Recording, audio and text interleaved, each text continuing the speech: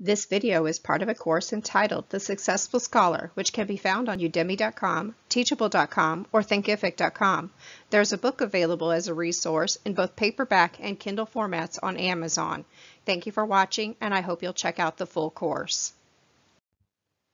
Let's take a moment to look at some values. Recently, I've been teaching a class to my high school seniors on leadership skills, and of course, values comes into that. So what are values? Values are what we find that are meaningful in life. They are what you care about and consider to be important. Values are different for everybody. Individual values for individuals. Plus, they can even change over time. So what's the difference between a value and a goal? Goals can be achieved, whereas a value is like a compass that shows the direction you're headed in. For example, you might have a goal to get to classes on time, which would be part of education, or being a good student. To exercise every day would also be a goal. Values are like a compass, though. They're going to help us and show us the direction that we're going to be in. Now, let's also look at this. Goals are achieved, whereas values are like a direction. They're a map. The domains, which we're going to look about, are valued by others. But I want you to think about what is important to you as we go through each of these domains. What does it take for you to have a meaningful life? And what do you value in your life? What gives it meaning? Maybe it's spirituality. What kind of relationship do you want with God, nature, earth? Family relations. What kind of relationships do you want with your family? What kind of mother, father, brother, sister, parent? What kind do you want to be? Next, let's look at our intimate relationships, our marriage. What kind of a spouse or a partner would you like? What quality of relationship do you really believe in? What quality of relationship do you want to be a part of? What about parenting?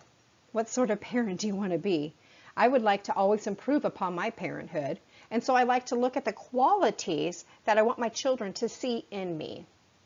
Social, your social relationships, your friendships. What sort of friend do you want to be, and what friendships are important to you to cultivate? How would you like to act toward your friends, and how do you want them to see you? Employment. This also goes along with your career or your profession. For me, I have it listed as career in my values.